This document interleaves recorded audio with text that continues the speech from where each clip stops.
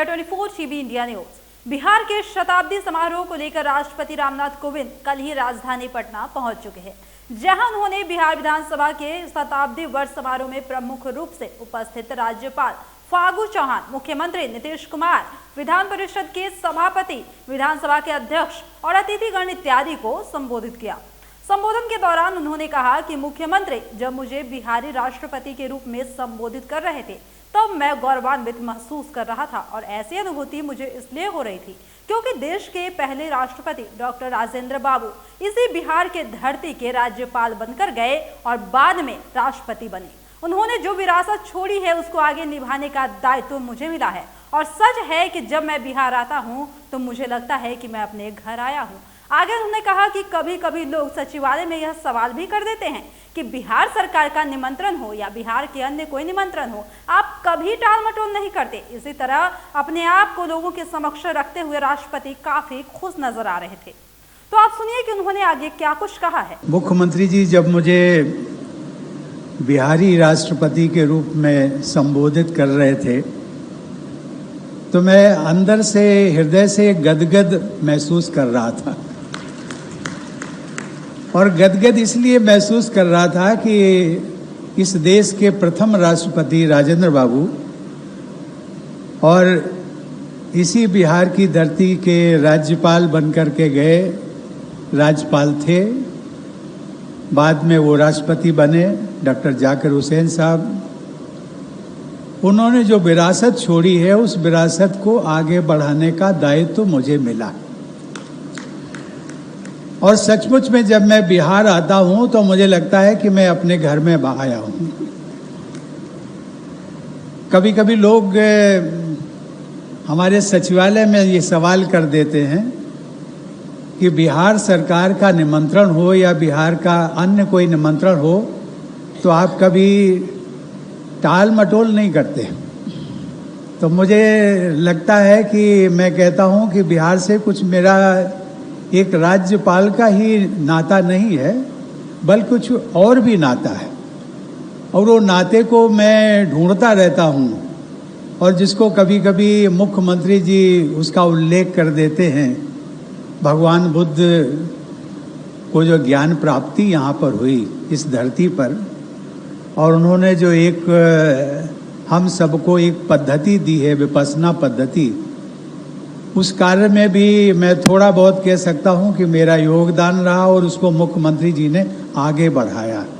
मैं इसके लिए आज मुख्यमंत्री जी को हृदय से मैं उनका धन्यवाद भी देता हूं।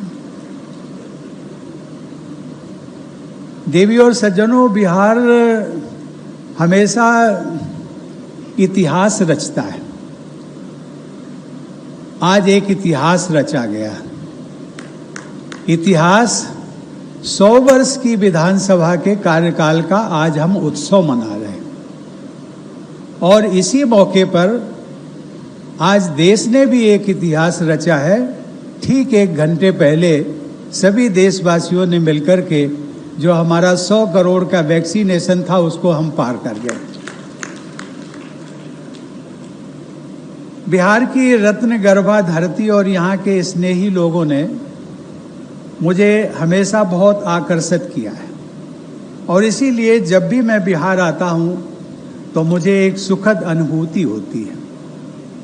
बिहार में राज्यपाल के कार्यकाल के दौरान मुझे समाज के सभी वर्गों और क्षेत्रों के लोगों का भरपूर प्यार, स्नेह और सम्मान मिला और राष्ट्रपति के रूप में भी जब भी मेरा बिहार आना हुआ है तब भी मेरे प्रति वैसे ही प्रेम और सम्मान का एहसास मुझे होता है।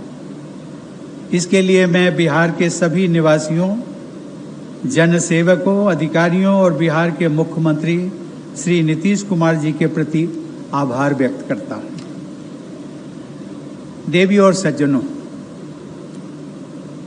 हम सभी देशवासियों ने हाल ही में दुर्गा पूजा और दशहरा का त्योहार मनाया।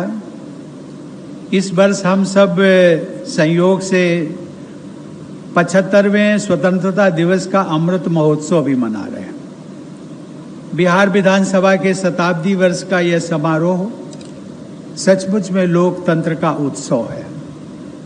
इस अवसर पर शताब्दी स्मृति स्तंभ का शिलान्यास करके मुझे अत्यंत प्रसन्नता हुई। इस कार्यक्रम में आप सबकी उत्साहपूर्ण उपस्थिति हमारे देश में विकसित स्वस्थ संसदीय परंपरा का एक अनूठा उदाहरण है। यह बार बार कहते हुए मुझे फक्र होता है कि बिहार की धरती विश्व के प्रथम लोकतंत्र की जननी रही है। भगवान बुद्ध ने विश्व के आरंभिक गणराज्यों को प्रज्ञा तथा करुणा की शिक्षा दी थी। साथ ही उन गणराज्यों की लोकतांत्रिक व्यवस्था के आधार पर उन्होंने अपने संघ के नियम निर्धारित किए थे। संविधान सभा के अपने अंतिम भाषण में बाबा साहब डॉक्टर भीमराव अंबेडकर ने यह स्पष्ट किया था कि बौद्ध संघों के अनेक नियम आज की संसदीय प्रणाली में भी उसी रूप में विद्यमान हैं। राज्य की विधायिका की शताब्दी का यह उत्सव सही मानों में सार्थक सिद्ध होगा। गंगा नदी के वरदान से युक्त इस क्षेत्र में आकर मुझे बिहार में जन्मे मनीषी कवि रामधारी सिंह दिनकर द्वारा रचित पंक्तियां याद आती हैं। दिनकर जी ने कहा था, गूंज रहे तेरे इस तट पर गंगे, गूंज रहे तेरे इस तट पर गंगे, गौतम के संदेश ध्वनित हो रहे इन लहरों में देवी, अहिंसा के संदेश। ऐसे उदांत मूल्यों को बिहार के विधायकगण अपनी कार्यशैली में ढालेंगे और बिहार की विधानसभा राज्य की उन्नति के स्वर्णिम अध्याय लिखेगी। इसी भावना के साथ मैं आप सभी को आगामी त्योहारों के लिए अग्रिम बधाई देता हूं और ईश्वर से प्रार्थना करता हूं कि सभी बिहारवासी प्रगति के उच्च शिखर पर पहुंचे। धन्यवाद। जय हिंद।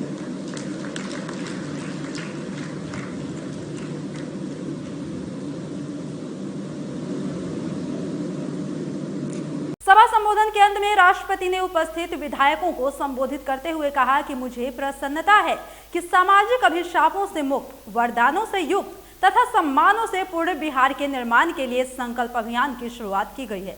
मेरी ये कामना है कि आप सभी विधायकगण सदन के लिए संकल्पों को अंजाम दें और बिहार को शिक्षित, संस्कारी और प्रतिष्ठित करने के पहल को अग्रसित करें, जिससे हमारा राज्य ह्यूमन डेवलपमेंट के पैमानों पर एक अग्रणी राज्य बन सके। तो इस खबर में इतना ही। और भी ऐसे ही वीडियो अपडेट्स के लिए बने रहे हमारे साथ और देखते रहे हमारा चैनल 24 टीवी इंडिया न्यूज।